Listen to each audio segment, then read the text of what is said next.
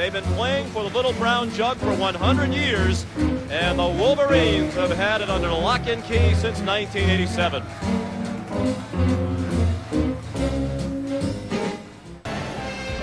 Tremendous excitement inside the Metrodome in Minneapolis.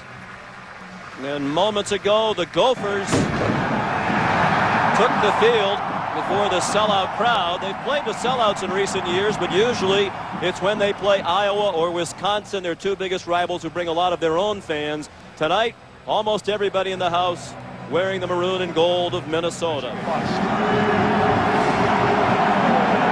Reese Lloyd to kick off for Minnesota. And he booms one into the end zone. Carl Tabb takes a knee about 7 yards deep.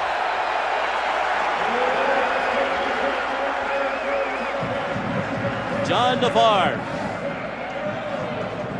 the fifth-year senior, four-year starter. He and Rick Leach, the only quarterbacks to start 4 season openers at quarterback at the University of Michigan. And as you guys were discussing, he gets a lot of criticism. A lot of the numbers are good, but the big number that you guys reflected on during the opening, winless on the road against ranked teams. Yeah, I don't know how justified the criticism is. This team is not supposed to throw the ball 55 times a game. That's not John Navarre's style with this offense.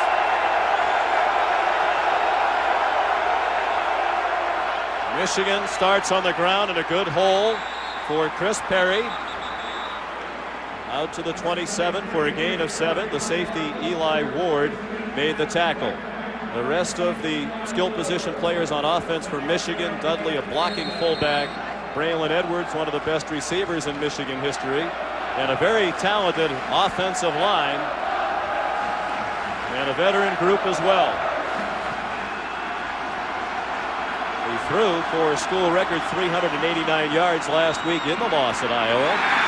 Perry again stopped short of the first down at the 47. They'll need 4 on third down to move the chains. Now here's what we're talking about with John Navarre. In his 25 wins as a starter, he averages 28 throws a game. In those losses, 41. Now, it tells you a little bit that, okay, they've had to throw the ball, right, but it also tells you something about play selection.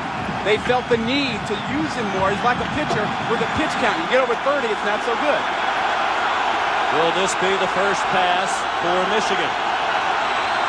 On third down and 4. Navarre with time, throws short of a first down.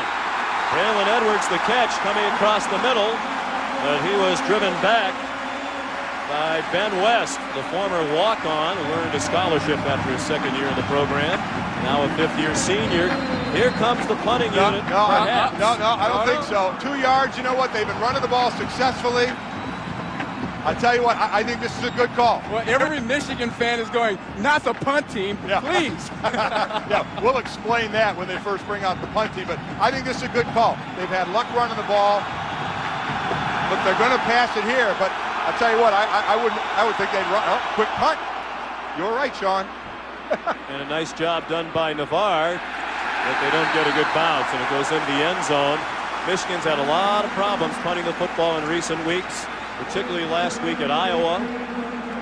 So here comes Minnesota on offense.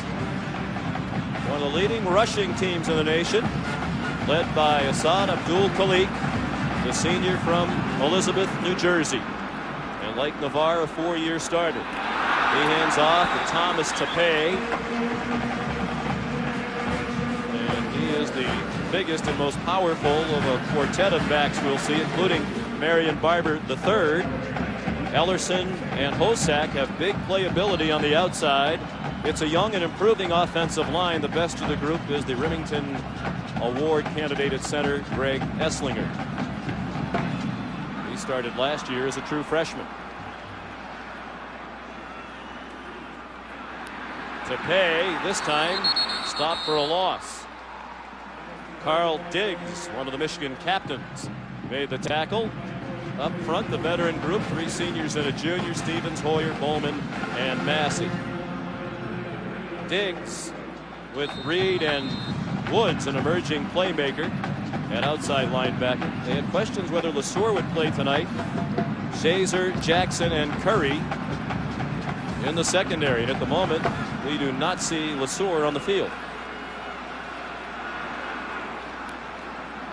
3rd down and 8. Unusual long yardage situation, but the Gophers convert. They are 60% for the year on 3rd down conversions. If you're looking for reasons why they're 6-0, that's one of the biggest. Usually they're in short yardage to convert. That time they picked up 14 on 3rd down and 8. 60%. Rod, that's an incredible number for 3rd down conversion. 60%. What do you look for? Most teams about 42, 43% is pretty good. That would be great. You see probably most teams in the mid-30s. Barber's a sophomore. Here's a true freshman, Lawrence Maroney. And he carries into Michigan territory and down at the 46. A gain of 7. Marcus Curry made the tackle. Well, there you see that Minnesota will use 4 running backs, and they're all a little bit different. Barber is the main guy, the slasher. To pay, he's a guy that's a hammer, but look at the average he gets. Unreal. Yeah, I mean, that's great running. 13 touchdowns isn't too bad either for Barber, huh? One more and he's got the season record. He's tied for the single season record for rushing touchdowns right now. Here's to pay again. And he battles for yardage after picking up the 1st down.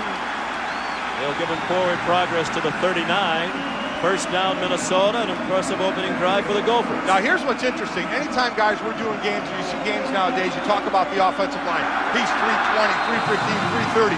You look on this O-line, not one guy over 300 pounds. I was talking to co-offensive coordinator Mitch Browning, who also coaches the tight ends and tackles. They had the Denver Bronco philosophy. They don't want the big guys. They want the smaller guys, small, 290, 295, zone blocking, getting on their feet, pulling and opening holes.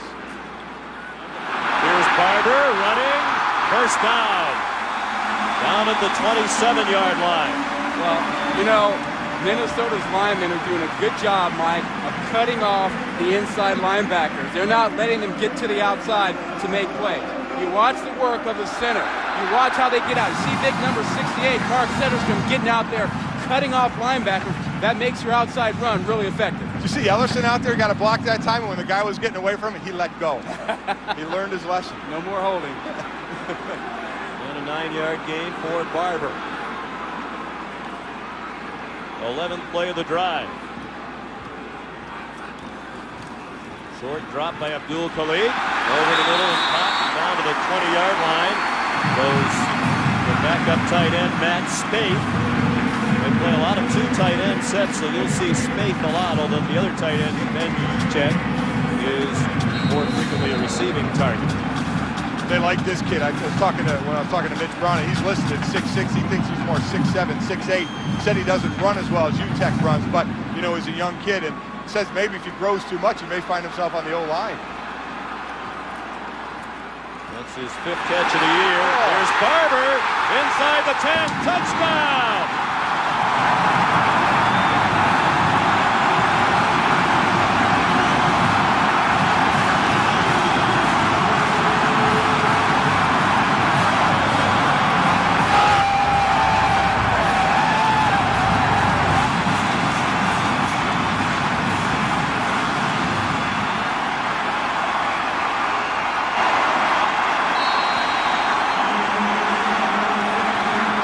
Excellent job of blocking by the O-line. There's got to be some great enthusiasm there. They're not blowing people off the ball. They're walling them off. Great job. The back getting through, jumping, and good blocks downfield as well. Reese Lloyd adds the extra point. Minnesota's made 117 consecutive PATs now. A 20-yard touchdown run by Marion Barber III. Caps an 80-yard drive in 12 plays for undefeated Minnesota. Marion Barber with a 20-yard touchdown run, and Minnesota has the early 7-0 lead.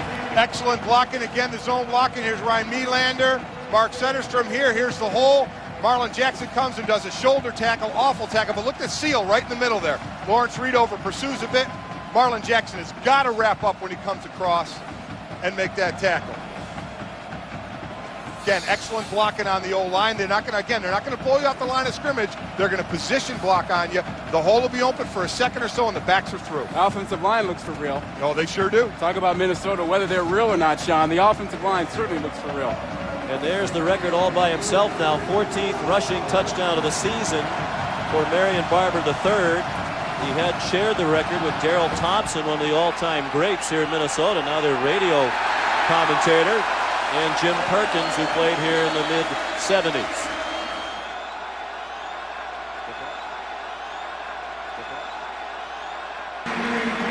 Chris Perry, the ball carrier, a gain of 3. 2nd and 7. Perry, lots of running room. First down, Michigan. And he's into Minnesota territory at the 44-yard line. Again, Eli Ward made the tackle with help from Yuki Dozier. Michigan needs to stay with it. Stay with the run. You see they're getting stuffed a couple of times, but just stay with it. Keep pounding, keep pounding. This is the difference in O-lines. Again, Michigan's is big, so we'll see if it has an effect later in the game. 3rd quarter, 4th quarter, if they start to wear on the defense a little bit. Play clock at 4. Navarre on 1st and 10, in trouble, got it off. Complete for a short gain. Eric Clark had the pressure on, and it was Andy Minnery, the tight end, with just his 2nd catch of the year. He's a senior from Hamilton, Ohio. Remember this play for later. I don't think Navarre should have thrown this ball. He's under duress, and he throws it into coverage. Now, later in the game, that could be a problem. That's a ball, Mike, you throw away. There's nothing that good can come of this if you keep thinking you can make plays like that when you're under duress and there's good coverage in the middle of the field. And he is going to have some pressure on tonight. Minnesota with 14 sacks, they will get in his face. 2nd and 6 in the final seconds of the 1st quarter. Perry dropped for a loss. Breaking through, Terrence Campbell, the sophomore from Atlanta. He's been their big playmaker all season long. Yeah, you don't see many linebackers 200 pounds, and I mean 200 pounds maybe with some weights in his pants. He ain't even 200 pounds. He's not close to that. But what an athlete this kid is. They call him Stick, understandably so, at less than 200 pounds. 1 quarter played in Minneapolis. Undefeated Minnesota leads 7-0. From the 45, 3rd down and 10 for Michigan. Navarre's pass complete. Steve Breston short of the 1st down as he went out of bounds, marked at the 40-yard line. Tremaine Banks chased him out. Tremaine's a redshirt freshman. Smart coverage, good call by Greg Hudson, the defensive coordinator. Play back, give him the underneath thing and say, you know, catch it. We're just not going to give you 10 yards. I don't know about you, but every time the Michigan punt team comes on the field, I start going, oh, what's going to happen now? They don't have the 3 back this time. It's a little different. And much tighter along the line as well.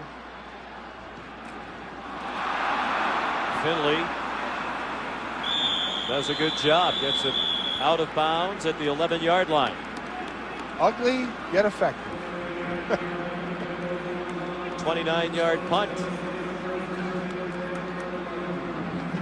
Well, I'll tell you, so for Minnesota, the huge game that it is, you wondered, you know, were the players going to get the big eyes? You know, were they going to see those helmets and say, uh-oh, you know, we have a lot riding on this game. We're in the national scene. We can really jump on center stage here. And I think they've answered it, at least at the beginning of the game, the question pretty well. Well, you remember what it's like. You get in a game like this, and as you go through warm-ups, you get so exhausted that you think you can't play the whole game because you're so excited. Here's Barber out near another 1st down. He got 9 on 1st and 10.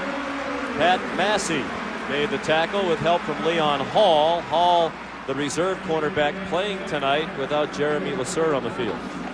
You know, Minnesota runs, you know, the outside zone play an awful lot, and they get you going with that, and then they get their tight end UTEC, and they drag him across the field.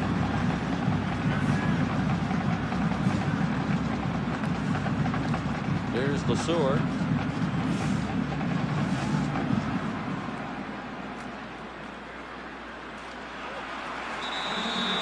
Thomas Tapei on 2nd and short. Out to the 35 for a 1st down for Minnesota. It's amazing, this running game. Last year, Tapei was part of a twosome. He and Terry Jackson both gained over 900 yards. Today, Minnesota and West Virginia were the only 2 teams in the country to have 2 backs over 900 yards. For West Virginia was Avon Coburn and Quincy Wilson, Otis Wilson's kid. But Terry Jackson and Thomas Tapei, they're not even starting. It's Marion Barber's job, so it's amazing the depth they have. Minnesota 3rd in the nation in rushing, 5th in scoring. They're number 1 in the Big Ten in scoring. Abdul Khalik showing his escapability. And he spins near another first down all the way to the 44-yard line. Looks to be a half-yard short. Marlon Jackson made the tackle for Michigan. We talked about the drag play to UTEP, the tight end. That's what he's looking for right there. And he pulls it down because UTEP was covered. And now you see him making another positive play, Mike, without letting something negative happen when it easily could have happened had he thrown the ball. You get a quarterback that can do that, it makes your D lineman, and I've been there, look like, we call it getting Frankenstein. You get your ankles broke, you look like Frankenstein trying to tackle him as he just spins and goes by you. That's a great move. That didn't happen to you. Oh, I broke so many ankles. 3rd and 1. Barber following to pay, running room in the corner. Marion Barber. Out of bounds inside the 10-yard line. They'll mark him out at the 11, chased out by Leon Hall. When you can have a lead blocker like you did at Tapay, hook the man you're blocking. Hook him. I mean, that's a cardinal sin on defense. You cannot get hooked. Tapay does it. Blocks the inside man trying to come out. You've got to be able to come across the face. They lose contain, and he frees them up. Hey, this is Michigan, man. This is Michigan that Minnesota's just running over. They're spreading them and running. Spreading them and running. 45-yard gain for Barber on the sidelines to catch his breath. 96 yards rushing already in 20 minutes of action for Marion Barber. 1st and 10 from the 11. Lawrence Maroney. Now you're wondering, why does a true freshman have to play? And the plan when the season started was that he wouldn't play the preseason practice with Jackson and Barber to pay ahead of him. But Glenn Mason told us it was the other running backs who said to Coach Mason, hey, this guy's good. Get him. We'll give up some of our time to get him on the field. He can help us win this year. Don't redshirt him. Yeah, that's unique. You would expect that with 4 guys trying to carry the ball, you'd have some bickering going on, but there hasn't been any of that. What they said is this kid took all the hits in fall camp.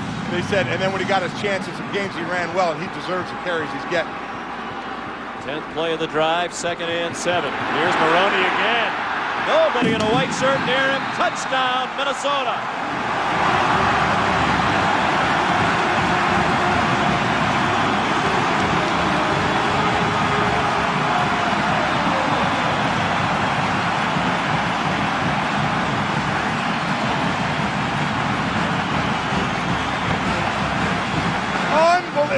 There are a couple of ways you get beat running the ball, guys. It's either getting punched in the mouth and run over, or position block where they're on you like flypaper, and you just can't get off them. It's so frustrating. You want to punch them, but you can't get off of them. They just kind of engulf you, and that's exactly what Minnesota's doing. Reese Lloyd adds the extra point. Maroney,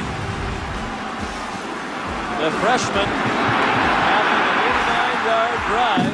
In 10 plays, 5.5 minutes off the clock, 14-0. Can't make tackles if you're on the ground. Watch the effective blocking by Minnesota here. They get their linemen out. They get right on top of him, right there. Take a look at that lineman there. Now watch what happens to the Michigan defense. Guys start going down. 2 guys on the ground. Watch right here. Watch number 43 come across Diggs. He's going to get picked up right at the end by Tapay. That's an inside linebacker coming inside out. There's a fullback ready to meet him. And you got a safety trying to make a tackle on the goal line. Jackson can't get it done. Minnesota's touchdown. Scored by the freshman Maroney. All 10 plays on that drive were running plays. Carl Tabb from the goal line, running back the kickoff by Reese Lloyd. And he got banged down shy of the 20-yard line. 8 seconds left in the half. Minnesota leading 14-0. Michigan takes over after a 12-yard punt. Navarre crushed on the last play of the half by Paul Nixon and Darrell Reed. Looked like the mouth guard went flying right out of there. I think that was an ear. That's an ear. That's an earpiece. That's somebody's earpiece. Oh man! You're going to see it go flying. Oh! Wow! Wow! Other than that, Mr. Navarre, how'd you enjoy the half? Going to be some words in the halftime. Here's Alex. Guys, I'm down here with Coach Moore, Coach Scoreless in the first half. How does the game plan change in the second half? I can't hear you. For scoreless in the first half. How does the game plan change in the second half? Well, we've got to stop making penalties, and we got to run the football better. And the biggest thing, we got to protect better. How do you rate your players' effort and emotion level right now? Well, it doesn't matter what happened in the first half. We got to do a better job in the second half. What do you tell them at the half to get them fired up for the second half? I tell them they got 30 minutes to win the Little Brown Jug. All right, Coach, thank you. And they've had possession of that Little Brown Jug, which goes to the winner each year of the game in this rivalry since 1987. Glenn Mason says he's never seen the Little Brown Jug. Halftime here in Minneapolis, Minnesota leads 14-0. Michigan shut out in the first half for the first time since their game in 2001 against Ohio State. Yeah, how about that? And, you know, Minnesota threw one pass in the second quarter. I think second half, Michigan, they got to find a way to get serious about stopping the running game. It's just flat-out effort, I think, in that regard. I agree, and we're going to get into that. But Minnesota, you got it. They're answering questions tonight that they belong on the national scene. It's a great job out of them. You'll see the same thing. 186 yards rushing in the first half. Expect a heck of a lot more in the second half. Or attempts at it anyway. Let's see if Michigan can stop them at all. Troy Nienberg kicks off into the end zone over the heads of Marion, Barber, Dan Lawrence, Maroney. Let's check out the ESPN game track. Yeah, are we going to see more of this in the second half? Barber with a touchdown run, a beautiful run in the first quarter. And then the freshman Maroney, he also got a little taste of the end zone, Mike. And I'll tell you what, that Minnesota defense, they've held Michigan to 97 yards and one less ear pad.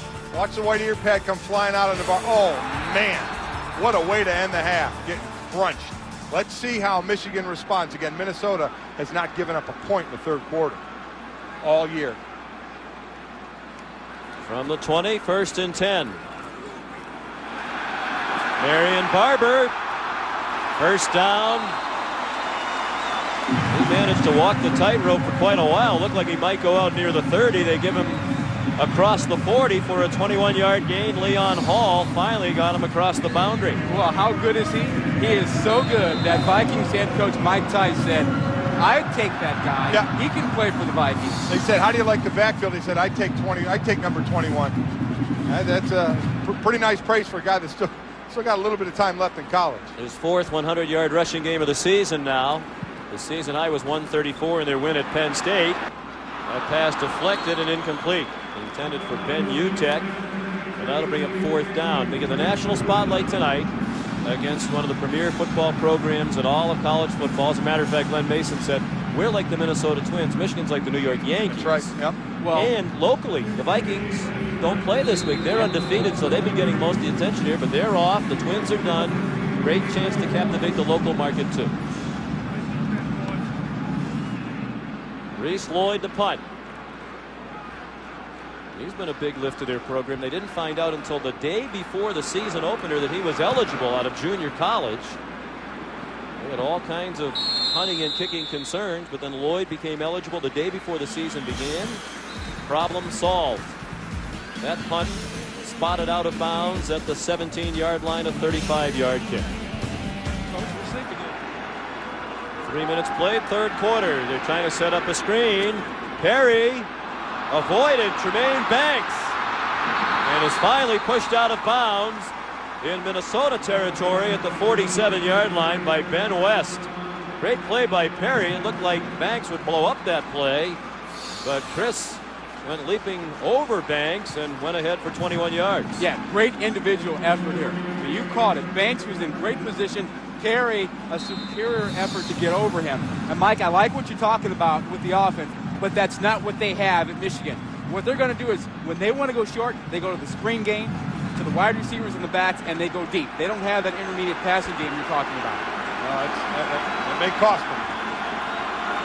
1st and 10, Michigan. Here's Perry heading it back toward the inside, and a good tackle by Terrence Campbell at the 43. 5 yards on first down for Michigan. And that's a tackle, I think, in the first couple weeks of the season, Perry breaks. Now, I don't know if it's because maybe he's a little banged up. Maybe it's because he's had a lot of work. But that's a tackle. You see him breaking, and he gets another 20, 30 yards and goes all the way. Perry has a lot on his mind. His mom recently diagnosed with cancer. He's undergoing treatment. David Underwood comes in at running back. A quick pass to Braylon Edwards. He's pushed out of bounds with a first down at the 36-yard line. Pushed out by Yuki Dozier. So that is 20 straight games now with at least 3 receptions for Braylon Edwards on his 3rd of the night. Well, and there you see what we were talking about. Their short passing game. Yep. Screen to Perry, screen to Edwards. All outside. Yep. Edwards had 7 catches for 114 yards and 2 scores last week at Iowa. Had another big game in their other loss at Oregon when he had 144. Double pass. Preston was a high school quarterback. He has Navarre with lots of room. Navarre inside the 15. Touchdown, Michigan.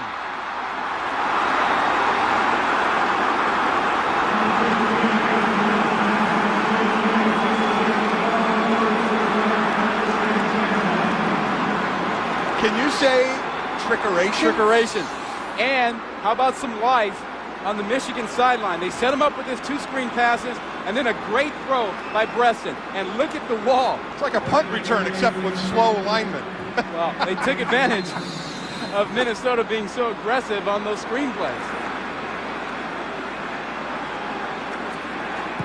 Garrett Rivas, the freshman, adds the extra point.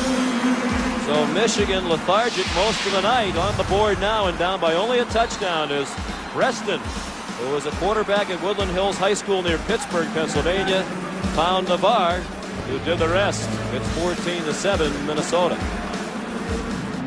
John Navarre on the receiving end with a 36-yard touchdown play. Steve Preston with his first career pass attempt. Look at, they get them all the defenders looking this way and coming this way. Set him up and sees him open. Just got to loft it up there. Look at the wall he's got going. Easy run to the outside. Nice lead blockers, all 300-pounders chugging away down the field. I love watching the big guy run downfield. Look at that. That's a punt return wall. That's exactly what that is. Except they're all 300 pounds. And look at them all basically staying on their feet. How about Navarre running through a tackle? I thought he couldn't run. That's what people said. Said he couldn't run. As you might expect, it's his first career reception. Troy Nienberg kicks off again. Safe was the sliding Maroney at second base. They seem quite content to go off ahead 14-0. Marion Barber stopped for a loss of 1. Lamar Woodley, backup left defensive end, up to make the play. This could be a momentum-changing drive for Michigan. They get out there and get a 3-and-out or stop them, get possession again. All of a sudden, there may be a little bit of uh-oh going on. Well, I think they got to find a way also, Michigan, to get Marlon Jackson involved a little bit. I mean, I think he fires up the defense when he makes plays. Saad Abdul Khalik can't find a receiver. Finally finds Barber in the flat. Makes a man miss. First down. Out to the 36-yard line. A gain of 17. Lawrence Reed made the tackle. Rod, you talked about Chris Perry. You did that early and has trouble scooping the first tackle. Marion Barber, no trouble. Yeah, this is what you're supposed to do if you're a good back. You make the first guy miss. That is your guy. You take care of him. And anything else you get, gravy. And Barber did his job. 10 minutes left, third quarter. Barber again. Here another first down across the 45-yard line. Credit Marlon Jackson with another tackle. How about Greg Esslinger, the center? I mean, he's doing a tremendous job tonight. They get a double team right at the point of attack, and then they seal off the linebacker inside. There's a huge hole. Esslinger is a guy who had to send around tapes when he was in high school because no Division I team wanted him. He's sending tapes to schools to try and get a look. And they ends up starting as a freshman last year. Which you don't see very often. You don't see it a lot. Well, again, he's about 280, and you're starting to see that in the NFL more, and the scouts look for that. A center that can get on the move. Well, I bet he was a bit intimidating on skates. And Utek, the tight end, who's 255 pounds, was a goalie in high school in Hastings, Minnesota. A very good one. Collegiate level on second and short. There's Barber again. Powering for a couple of extra yards to the 42-yard line of Michigan. Lawrence Reed made the tackle. That's 13 more for Marion Barber III, working on a career night. Mike, watch the patience. Watch the patience. He waited for the blocks to develop, and then he accelerated through the hole. But watch this guy here. Watch your lineman get out there. Esslinger again, going up, getting the shoulder, going low, doing just enough. Again, just seal blocks. That's all it is. Seal. There's Marion's mom. An 11-yard gain on that play. I mentioned the dad, Marion Barber, played in the NFL with the Jets. Was a great player here in Minnesota. Not here. This is another son's high school game tonight. Marion Barber, the dad, still number 4 all-time in rushing here in Minnesota, more than 3,000 career rushing yards. Didn't he beat Michigan? His team beat Michigan back in, was it 77? 1977. 16-0.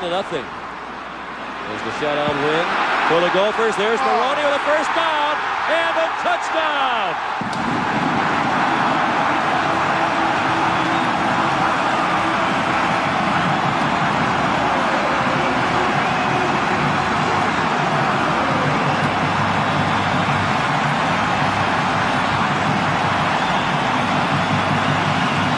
Mr. Barber's going to get another phone call with an update from Mrs. Barber.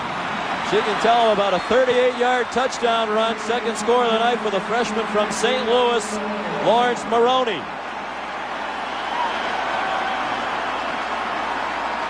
Wow. Now Reese Lloyd to add the extra point. That's 119 in a row PATs for Minnesota. Another 80-yard drive, 7 plays. And Maroney with his second touchdown of the night. 8 minutes left of the third quarter in Minneapolis. Just after Michigan scored to get within a touchdown, the Golden Gophers go 80 yards to score. Now take a look at the offensive linemen as they seal everybody inside. Now also watch the bad pursuit angles by Michigan. They get sealed inside. Look at Shazer, 25. He comes at a bad angle. That gives Maroney the corner, and they are just going. I mean, they're just killing these guys right there. I know it's slow motion, but I still wonder if some of those Michigan guys are running as fast as we were accustomed to seeing them run. It's an embarrassment right now the way they're getting run on. Lloyd booms one in the end zone. Minnesota has rushed for 284 yards tonight with 8 minutes left in the third quarter. This isn't Troy State or Louisiana Lafayette they're playing tonight. And that Louisiana Lafayette is the team they've rushed for the most against this year, 356 yards. Could you imagine if you crossed Louisiana Lafayette out, put Michigan in as the team you ran the ball the most on? Well, when you beat Penn State and you run the ball like this on Michigan, you're a pretty good football team. I don't think it matters what your schedule was, but when you handle that team at Penn State and you run like this, you're a pretty good football team. Absolutely. Navarre in the coverage and intercepted. Picked off by Justin Isom, and he brought it back to the 27-yard line.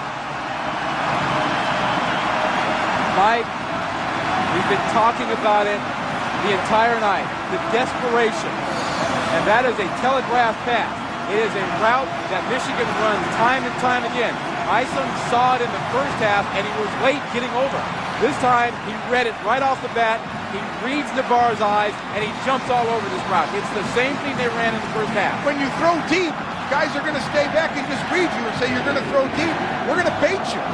We know which way you're looking. We're going to bait. We're going to wait for the throw. We're going to break on it. Great job, but this read almost made it too easy. That's the first turnover of the game. And the interception by Isom. First of the senior season for Justin. The Metrodome opened in 1982. Minnesota's hosted Michigan here 9 times. The Gophers have never won. Man open, and it is incomplete, but flags thrown everywhere.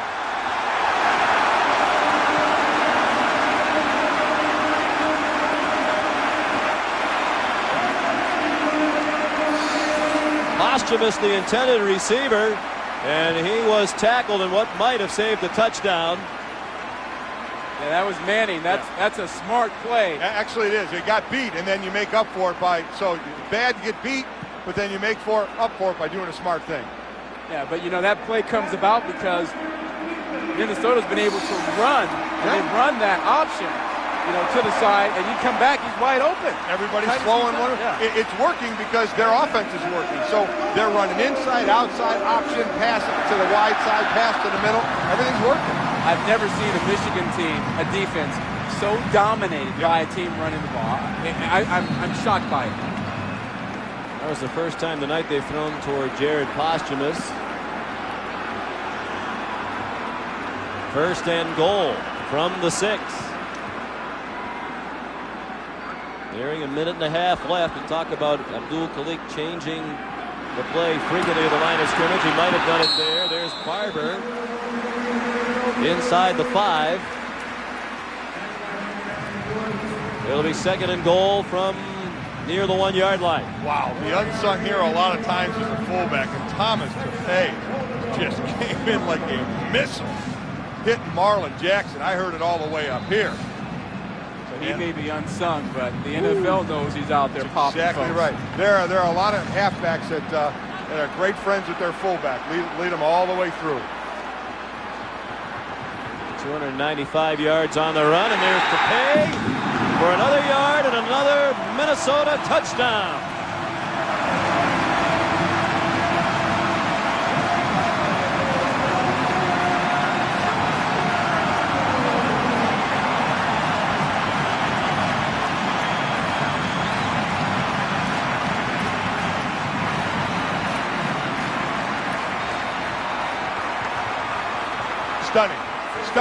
Stunning. But it's going to be on John Navarre's shoulders the rest of the way. He's gotten a lot of criticism about not having big games in big games. Yep. Fourth quarter is going to be all on him, and can he get it done for Michigan? I think you would agree, fellas, he's been unfairly maligned many times. Yes, he has. But tonight, he hasn't done it. But in fairness to John, can you find anybody in a white shirt tonight who has really stood out? Offensively or defensively? No. The touchdown by Tafay gives Minnesota its largest lead of the night, 28-7, with 58 seconds left in the third quarter. We talked about how Minnesota has never defeated Michigan in the Metrodome, and their last win in Minneapolis against Michigan was against the then #1 ranked Wolverines at Old Memorial Stadium on the campus of the University of Minnesota, about 10 minutes from here. Marion Barber with the touchdown run, and then Kenneth Foxworth picked off Rick Leach, and the celebration began. The late Cal Stoll was the coach then. Now it's Glenn Mason trying to get his first win against Michigan. And Mason wasn't certain what it would be like in the Metrodome. He says he's been here with the Vikings when they had things going and with the Twins, but he hasn't seen it quite like this for Minnesota football. Here's Alex Flanagan. Well, Sean, the Metrodome is rocking, and that was actually a concern that Michigan had about playing here at the Metrodome.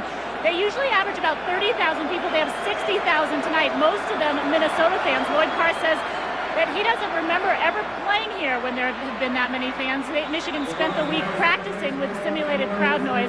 Certainly they are used to big crowds, just not against Minnesota. Not here. Braylon Edwards made the catch and got stopped short of the first down, and Michigan now down by 3 touchdowns against this ball-controlled Gopher offense. Will go without a huddle. They need to score 3 times. They need to do it quickly. Avant. No question about his effort tonight. He's been fighting for every yard after each of his catches. And Ben West made the tackle. And Minnesota's going to hang back here, and they're going to give them those underneath routes and say, you can have those. We'll come up and make the tackles. But boy, I tell you, I saw Glenn Mason on the field before the game, and he was just absolutely stoked, like he had just had like 1,000 cups of coffee with the energy that was going on in here. He said, if you love college football, this is what it's all about tonight. He's right. Navarre with a lot of time. Has his receiver, Breston, close to another first down. Out at the 49, it appears to be a first down, and is for Michigan. Kyle McKenzie made the tackle. And Navarre is warming up, and he has the ability. He's got a strong arm, and he gets into a streak where he's on target. He can get things going, so it's not over yet if he gets on a big hot streak. 4 wide receivers for Michigan. And the throw is short to Calvin Bell. His first catch of the night. He's out of bounds at the 45. The next play will be the last of the third quarter. Never good in the third quarter when you're in your hurry-up offense. You know things aren't going your way. An amazing change in direction for the Michigan team since that win against Notre Dame. Absolutely. They were number 3 in the nation and looked every bit like the third best team in the nation. But a loss at Oregon, an unimpressive win against Indiana, a loss at Iowa, and they're having it handed to them tonight, and that one was almost picked off again by Isom as he cut in front of Breslin. That's the end of the third quarter. Minnesota looking to take back the Little Brown Jug for the first time since 1986. Leads by 3 touchdowns.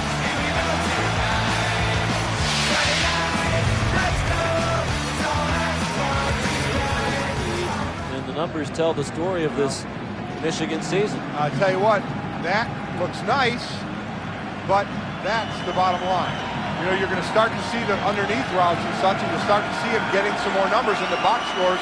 It may look good tomorrow with the numbers and such, but wins and losses is all that matters. Well, he did bring them back against Oregon and Iowa in the fourth quarter, but didn't finish the deal. Michigan needs to convert this third down and 5. Out in the flat, that pass on the money to Perry, hit him in stride that time, and it's a first down at the 36-yard line. Well, I was going to say, as I was saying about the Oregon thing, he went on a streak in the fourth quarter. Against Iowa, he went on a streak, and he got them close, and then with 2 minutes to go in the ball game, they had a chance to finish the deal with a 2-minute drive, and things fell apart for them. So he has the ability to do that and get them back in this ball game.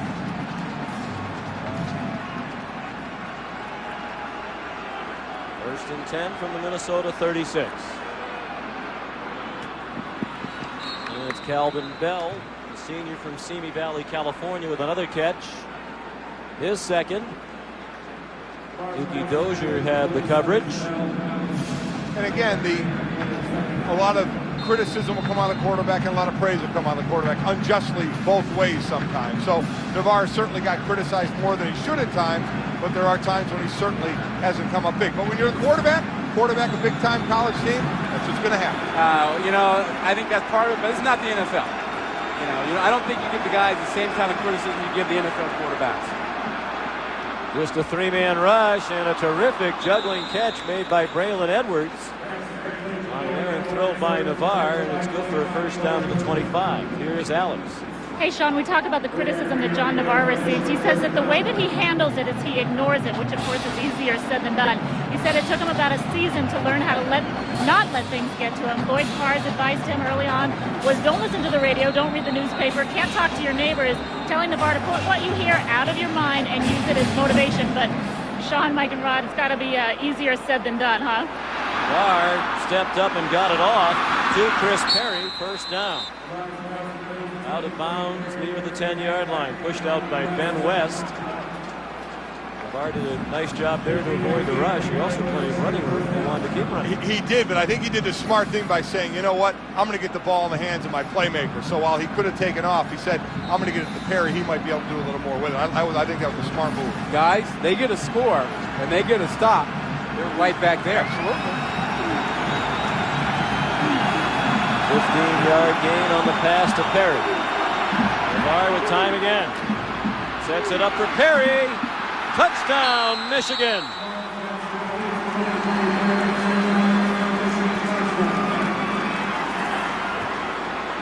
That is great usage of the screen. You got a defense playing back, giving some room. You go ahead and throw the screen, get your big guys out in front, and there you go. When earlier in the game when Minnesota was playing up and attacking more, the screen wasn't working as well. Worked it once or twice, but it was getting stuffed more than a few times. Now you get the defense back, you have some effectiveness. They did not use a lot of the clock. Just a minute and 34 to go, the 80 yards, 10 plays. Navarre was 9 out of 10 on the drive. The touchdown by Perry brings life back to Lloyd Carr's sideline. And now we've just seen Michigan pull within 2 scores with Perry's touchdown. Would you say we've seen a little bit of a microcosm of John Navarre's career here tonight as Nienberg's kickoff goes out of the end zone? I absolutely agree. He does things that you say, wow, you love big kid, got a nice arm, a good touch at times, and at other times he'll make a throw that you just say, wow, you got a 4th and 1, you got a wide open guy, you miss him. Barber needs 5 to have a new career high, which is 173 against Louisiana Lafayette in 2001. He sat out almost all of last year with a hamstring injury. Abdul Khalik intercepted, and this will be a touchdown for Jacob Stewart, a reserve safety. Sophomore from Ypsilanti, Michigan. And it is a very different football game right now. Well, we've talked about it all night. He had done such a great job of staying away from the bad play. He told us yesterday he has to live to punt. That time, he tried to make something happen when there was nothing there, Mike, and it cost him. Khalik, he's in the grass. He still throws it late. Boy, you're so right. Living the punt should have been the mantra there. He's in the grass trying to make a play.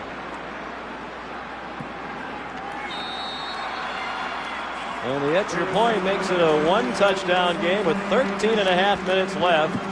First interception of the year for Stewart.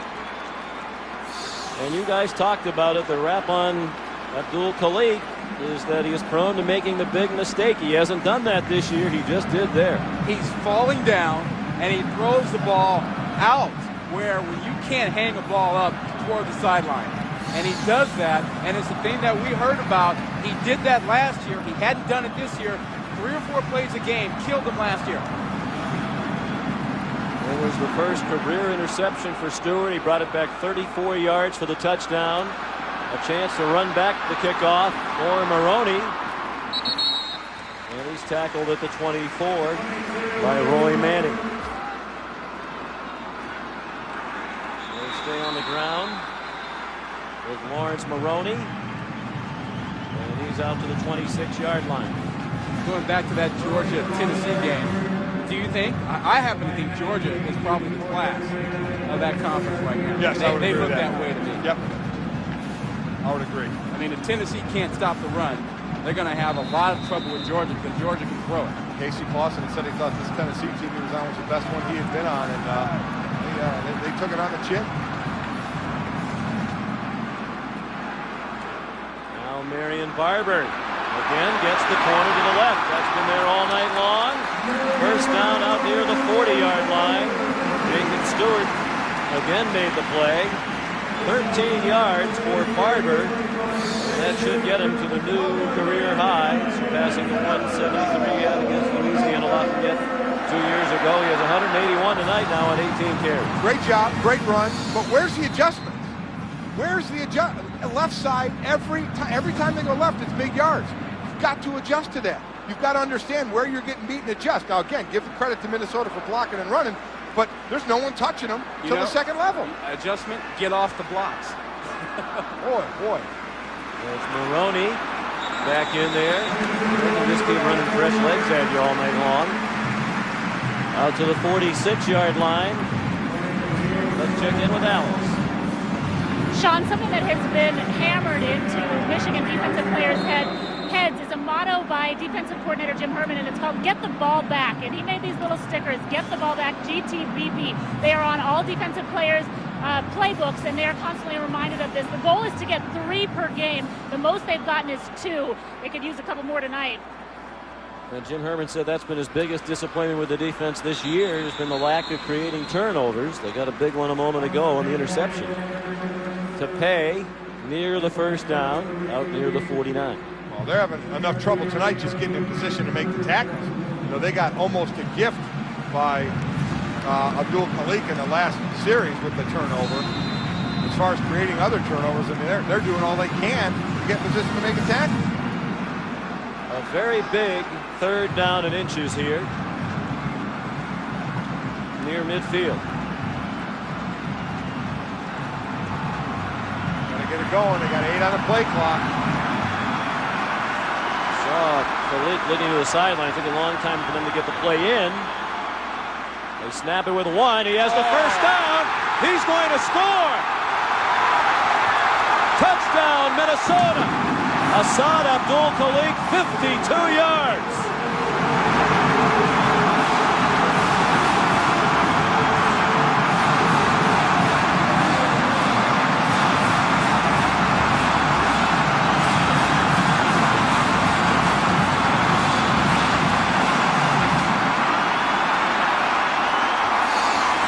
Do you think he said, I'm going to make up for the bad play I had last time? That was going to be a speed option, but he just picked a hole.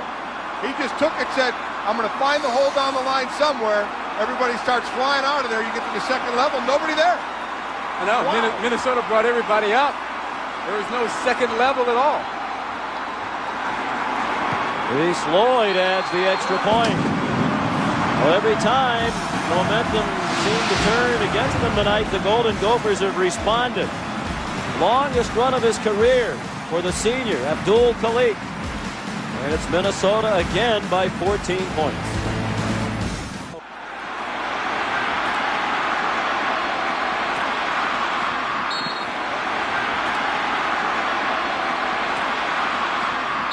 Carl Tabb runs back the kickoff to the 25-yard line. They'll mark him out of the 21. And when Michigan got back in the game, they're down by 2 touchdowns again with 11 minutes left. The screen's been a great play for the Wolverines tonight. Perry out to the 34-yard line, tackled by Ben West, the former walk-on from Appleton, Wisconsin, who grew up a Minnesota Viking fan even though he was in Green Bay Packer territory. His mom is from Minnesota. Ben put on scholarship after 2 years in architecture major. That is hard. Boy, that saved him about $14,000, $15,000 getting the scholarship a year. He said if he didn't get it, he would have left. Yeah. He said I was at the point where I was going to have to go to a smaller school and try to play. It was costing my family too much money. He's nuts. I mean, he's nuts. I mean, he's one of these walk-ons that throws his body everywhere. Talking to Greg Hudson, the D coordinator before the game, said he's got a bad shoulder, bad knee. He said he won't miss a day of practice. He tells the trainers to leave him alone. He said, I am not missing a practice. I will not ever miss a game. And he will throw his body anywhere. Navarre throws into traffic. He's lucky to get away with that. Steve Breaston with 2 Gophers right on him at the 45-yard line of Minnesota. And despite all that scoring we had in just a couple of minutes, there's still a lot of time for Michigan. There's no reason for Navarre to take a chance like he pointed out there, Sean. He didn't have to throw into coverage. He's got plenty of time in this ball game. They get one more score, the pressure goes back to Minnesota. Right.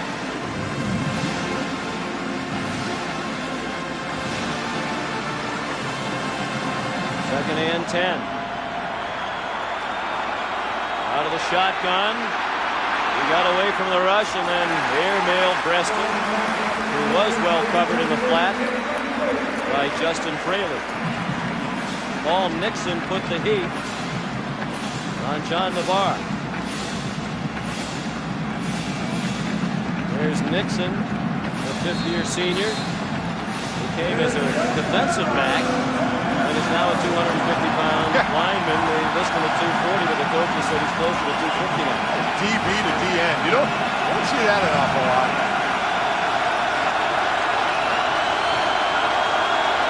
Third and 10. Just a 3-man rush for Minnesota. And a completion for a first down. Breaston couldn't get away, but got 13 to move the chains. That was a clutch throw. Yeah. Clutch throw and catch. And that's the thing about Navarre. He has the arm strength to do that. It's just the accuracy at times that hurts him. He has a gun.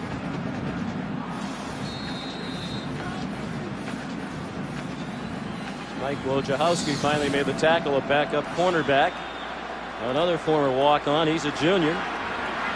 Navarre going deep. Has a man open.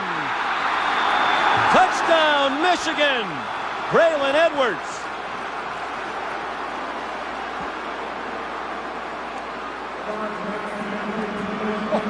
You know, they may have criticized John Navarre, but you have to respect his competitiveness. He has not given up on this ball game. He keeps coming back. He makes another strong throw. He's a great deep thrower. He does throw the ball well deep, but when he's on with that, he is on. He runs right by Well, we talked about him being, banks. yeah, we talked about him being that hot streak. He got hot, and look where they are right now. That's a 52-yard touchdown pass after the 52-yard run by Abdul Khalik. Rivas the extra point. And once again, Michigan back within 7 with a long way to go. 10:18 remaining at the sold-out Metrodome in Minneapolis. I got that old name memorized. You got it down? I got it down. You didn't even need the card that time. Troy Meanberg kicks off. Lawrence Maroney has it go over his head and out of the back of the end zone. Well, great protection because only 3 guys are rushing, and this was not man coverage. It was a zone, a 3-deep zone. Right. But Edwards just outran Banks. He ran. Sometimes we talked about this last week, Mike, how zone coverage at some point becomes man coverage. Right. And the guy runs by you, now it's man coverage. That's it. It was. Braylon Edwards wearing the number 1, only the 5th player. Several other Michigan greats who wear the number 1. He went and asked for it. Lloyd Carr said, you got to prove yourself first before you can have the number 1 jersey. Well, he's got it now.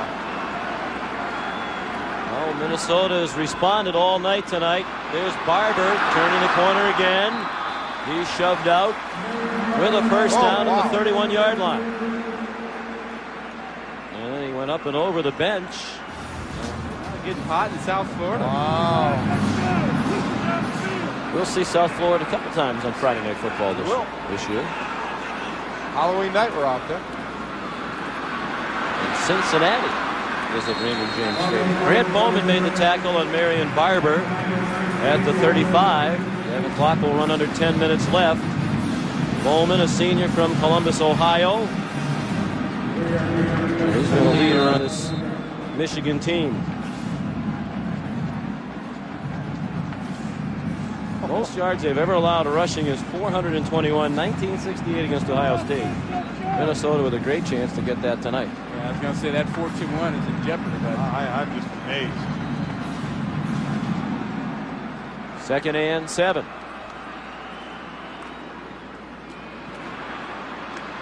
Marion Barber again. Tripped up at the 37-yard line. They'll need about 5 to move the chains. Again, it was Bowman who made the tackle. Sean, they weren't letting him get around the left side that time. That time they came up the field, said, you're going to have to cut it back this time, and Bowman was able to come over. Did a nice job. Bowman from a great athletic family. His sister Allison was an All-American swimmer at Northwestern. His brother Aaron, a football medal winner at Army. Michigan just scored to get within a touchdown. On 3rd and 10, that pass nearly intercepted. Marcus Curry made a quick move on the ball. And a punting situation for the Golden Gophers. Well. Are you implying we have a situation developing here? There is a developing situation, yes. Well, now if you're Michigan, you don't have to stay with the no huddle and throw on every down. Nope. But why would you change? That's an interesting thought. That's what was working for you. Do you stay with it, or do you go back to the conventional offense? Which didn't do anything for them in the first half when they did not score. Reese Lloyd, a tumbling punt. Fielded on the run by Breaston. He is dangerous. And they finally get him on the turf at the 40-yard line. Now the crowd trying to help the Minnesota defense. 1st and 10 Michigan from their own 40. They do throw. Over the middle, it's Breaston.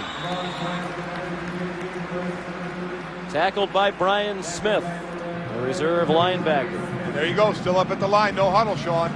Talked about that, and I think Minnesota needs to start playing a little tighter. But you know, just because they're going no huddle, they don't have to give up on their running game. Things are in their favor right now. They've got some momentum. Here's Perry, has the first down. They gave him forward progress to the Minnesota 48. Eli Ward belted him back. 1st and 10, Michigan. Glenn Mason said at halftime, told Alex, hey, he told his team, there's no quit in Michigan. Expect these guys to come back in the second half. They're back. Well, can Navarre continue to make big plays, or will he make a costly mistake? Perry tripped up in the open field. Very nice tackle by John Pavilski, a backup safety. He's a sophomore. Boy, what a nice job, because there was a lot of room to run. Comes off the block of Avant, skates through the two linemen and goes low. That was a big play. Pavilski, another former walk-on. Moving along the line, but no flags. Navarre throws. He was very nearly across the line of scrimmage, but no flag down. And Braylon Edwards takes the ball to the 31. Brian Smith, the tackle. First down, Wolverines. John Navarre is showing some skills. Yes, he is. I mean, he showed some pocket presence. He showed an ability to throw while he was on the move and to put it there accurately. Their fans and media think this guy's a bad quarterback. They're nuts.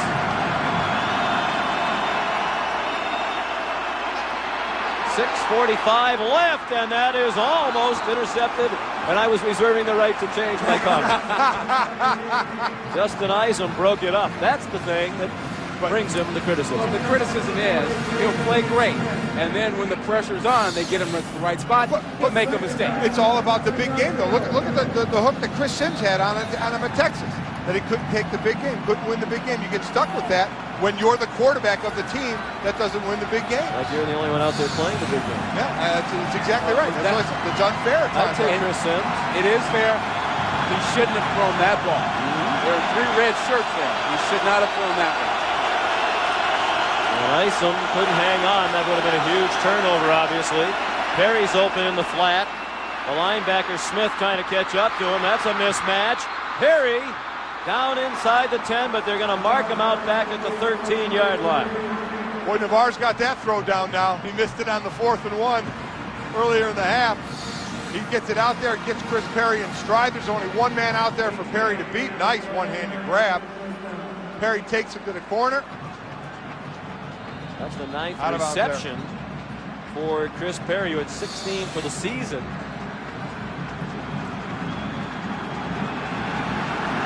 How about those second half numbers for Navarre? 23 out of 29 for 274 and 2 touchdowns. Edwards upended, well played on the corner by Yuki Dozier.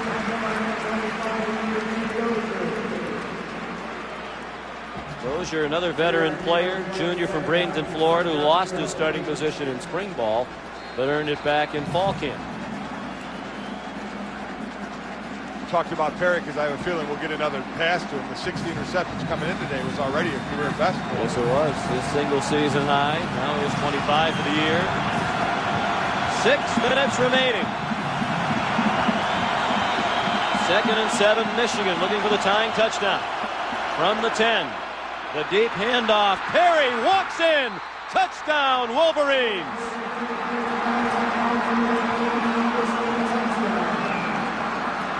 Now that was the Chris Perry that we saw the first 3 weeks of the season. A great cut, and he accelerated out of it right into the end zone. And what a change on the sidelines. The Michigan sideline all going nuts. The Minnesota sideline, I would say, stunned at what has gone on. Minnesota had a 21-point lead. Now just the extra point to tie the game, and it is up and good from the freshman, Garrett Rivas.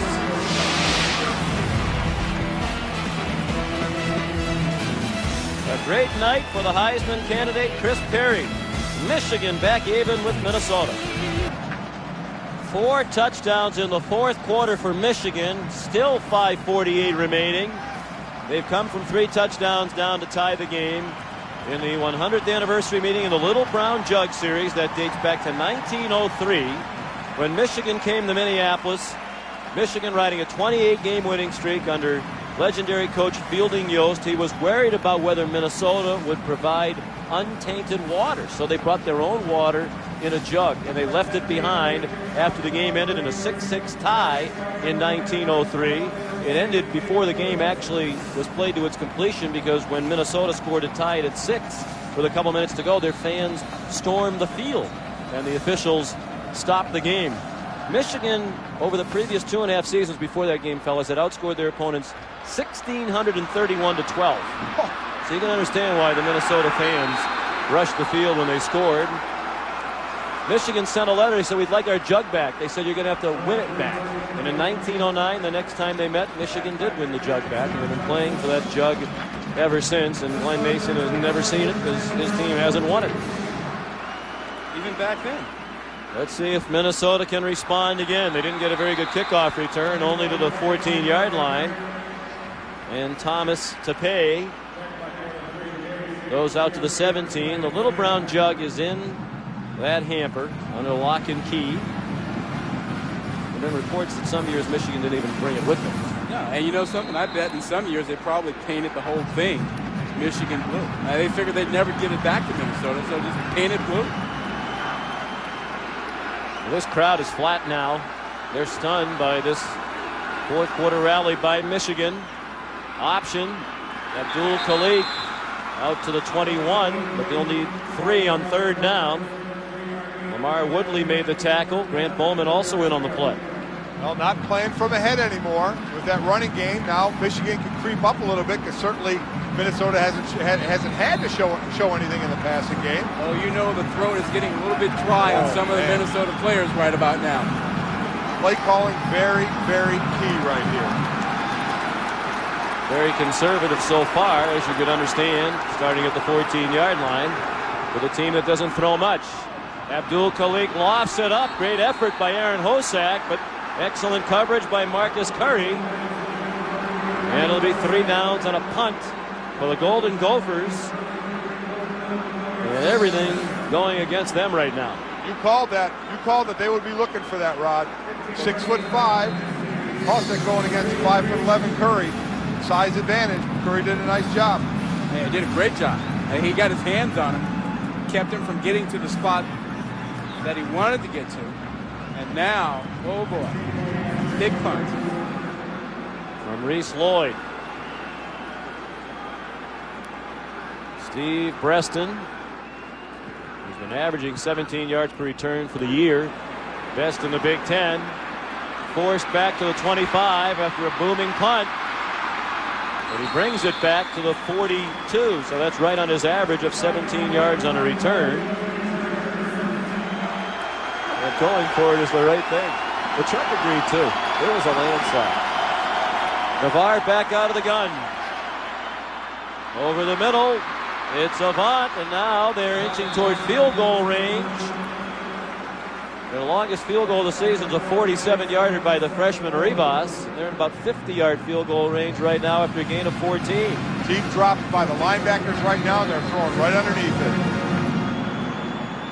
Watch Rivas kicking before the game a little bit. He was hooking him just a bit, kicking more line drives. 1st and 10. Navarre with all day to throw. How about coming after him once or twice? That one's incomplete again with very little rush. If you're in Minnesota, might you want to change it up a little? Well, I think normally you would. I think they're a little bit concerned that the bigger, stronger, more athletic wide receivers are out leaping their guys down the field, running by them, and they don't want that matchup. I'll tell you what else they're concerned about. You blitz a linebacker, and if Michigan runs their 40th screen of the night, you're in trouble. Safe run a lot of screens, and if your linebacker's caught running up the field to the quarterback, you could be in trouble. But you can't mix it up other ways. I mean, you can play zone and bring a little bit more pressure up front. 2:51 remaining. 1 timeout for Michigan, 3 for Minnesota.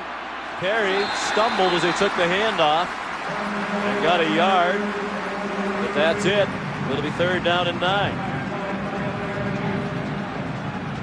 And the clock runs. Here's where you need a play call. You're either going to go for field goal position or you're going to go for the 1st down. That's the decision to make here. This is what's been going on with Navarre. What kind of throw does he make in these kind of situations if they go that route? I think as hot as Navarre has been in the 4th quarter, you let him throw that deep out, that corner route. Let him throw it. 4 receivers. Screen again, and it's there again. Perry down the sideline. Tackled at the 22. It's a 1st down for Michigan with 2:06 left, a 10-yard gain.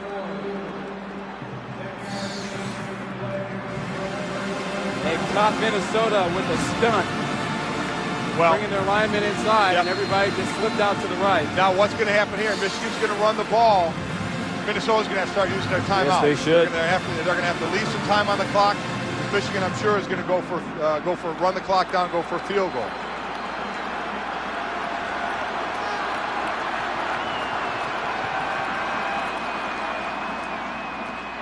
It's Perry, tackled by Pavelski as he got inside the 20 to the 19-yard line. I'm with you, Mike. How about a timeout, Minnesota? Time's not a problem for Michigan. You've got 3 timeouts, and you're letting that clock run. It's going to be down to almost a minute if he burns it all the way down. I don't understand this at all. You know, you let the clock run out. We go back to the end of the half when they were content at 14-0, boys. You think maybe they'd like to rethink that too? Well, the fans now are starting to get pretty upset here. I don't understand this at all.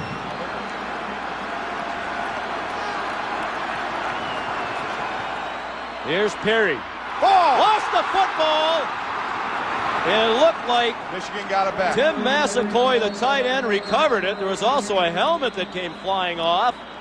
And Massacoy got it at the 14-yard line. Sorry I yelled, Sean. I got caught up in it. I don't blame you. Everybody in the stadium yelled. Great hit Great by stick. Eli Ward to knock that ball out. Now a timeout called by Minnesota. Well, they let a lot of time go off before the previous play by not using a timeout. Wow. That was a big hit. Glenn's got to be in shock. We're looking at Glenn Mason. He's just got to be in shock. His team just ran all over Michigan tonight, yet he's about to possibly be beaten by a game-ending field goal. Funny thing happened in the 4th quarter. John Navarre. Absolutely right. What have you done for me lately? 0-6 against ranked teams on the road. You know what?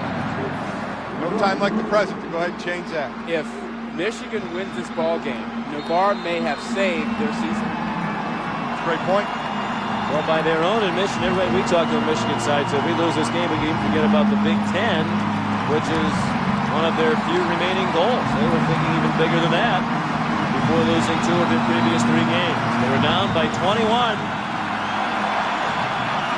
Now they're just content to take a knee, avoid a disaster, keep it in the middle of the field. And that gives Minnesota a chance to use a timeout with 51 seconds left, and it all goes on the shoulders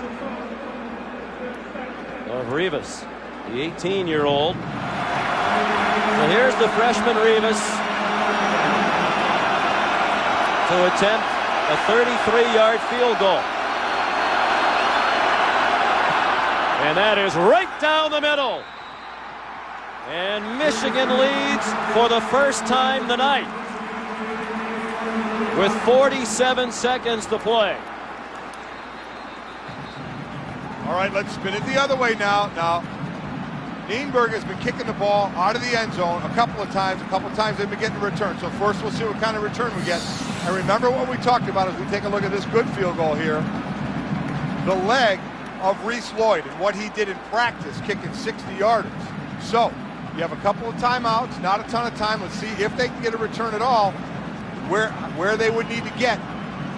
For a 60-yarder, if you did it in practice, you'd need to get to Michigan's 42-yard line, 42, 43-yard line. So that's kind of the area we're looking at. I hope we do not see the squib kick. I can't stand it. This kid's been booting him out of the end zone. Let him kick the ball. Troy Nienberg booting it into the end zone. Maroney let it bounce. So Minnesota starts at the 20. Yeah, and Minnesota really played an excellent game, certainly, and then give Michigan a ton of credit, obviously, for coming back. But 31 points in the 4th quarter. And if Minnesota's to lose this game, guys, it's going to be, again, we're just a little bit away from being with the rest of the big boys. And it's a shame because they played so well. It's got to give Michigan all the credit in the world if they make this a comeback. Defenders dropping deep. Abdul Khalik got it off, incomplete to Barber. He did a great job to flip that ball forward. Grant Bowman and Lamar Woodley putting the pressure on Asad Abdul Khalik. Here you see them dialing up the pressure just a little bit more. Lamar Woodley, 56, is coming inside. It's a 3-man rush. There's no way they should be having pressure. They rush 3 again. He has time, throws for Barber. He's tackled after a gain of 7, and the clock will run. Except they'll call the timeout now. If they had waited, they would have lost a lot of time while they went to line up. So 33 seconds left, no timeouts left in the 3rd and 3. All right, the first down, you'll stop the clock on the first down. If they don't get out of bounds, it'll stop until the change are set. Time to get up and either do a kill play or run another play. Take a shot to pick up a few yards, because if you don't get anything here, you may not have enough time. If you make a ball down the field, running people down the field trying to line up, you might not get a chance to get another playoff. And you still do, in my opinion, have the middle of the field to work with. Right, because the clock will stop on a first down. You see Michigan, they're playing that 3 deep across the back. They're going to hang back and say, you catch anything you want in front of us. So they got the 3 back here. They're going to say, we're just going to hang out back there, do whatever you want in front of us. Aaron Hosack, one of Minnesota's best receivers, is on the sideline with an apparent leg injury, so he's not on the field. Abdul Khalik has the first down, has a lot more. Abdul Khalik now with a chance to get to the sideline. Flag down for an illegal block right at the end of the run. And it was Ellerson. And they He's- didn't need it. He's done that a couple of times tonight, and they've been killers. Another one that they didn't need. He was on his way to the sideline. Well, now, okay. But it'll be a spot foul, will Yep. it not? So it'll go back, still be a first down. But at this juncture, to lose that field position, you were out at the Definitely 50-yard big. line. Definitely big. During the run, illegal block in the back above the waist. 10-yard penalty is still first down. Oh, He there it didn't is need right there. He didn't need it. Doesn't He was need the already block. by him. Yep. He did not need the block. He's Don't do already by him. Look at that. He's gone. Oh.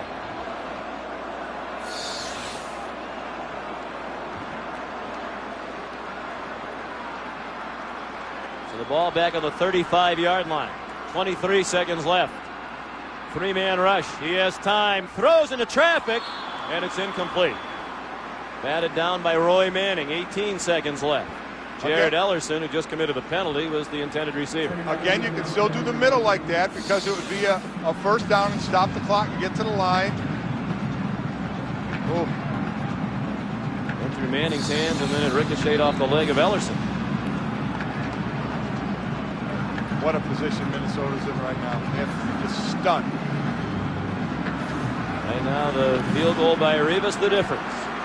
Minnesota would like to give its first-year kicker a chance to tie it. Again, a 3-man rush. He's hoping for an answered prayer as it's thrown up and intercepted at the 13-yard line. Marcus Curry picks it off, and Michigan, in a memorable comeback, will defeat Minnesota, shattering so many of the dreams of these Golden Gophers. I'll tell you what, guys, I take my hat off to both these teams. Fantastic job by Minnesota getting the lead they did running the ball. And then for Michigan, Glenn Mason told Alex at halftime that he told the team, guys, there's no quit in Michigan. Well, how And about he's absolutely right. Yeah, Lloyd Carr said he was going to tell his guys at halftime it's all about the little brown jug. Yep. And that they'd play the second half for that. And they played for their season They did. in the second half of this ball game, because had Michigan lost this one, you could have kissed it all goodbye. Be a lot of tears for Minnesota. It's a horrible, horrible loss for them, but there should be a lot of shaking hands there because it was an excellent game. And Michigan will retain the little brown jug. They beat Minnesota for the 15th straight time.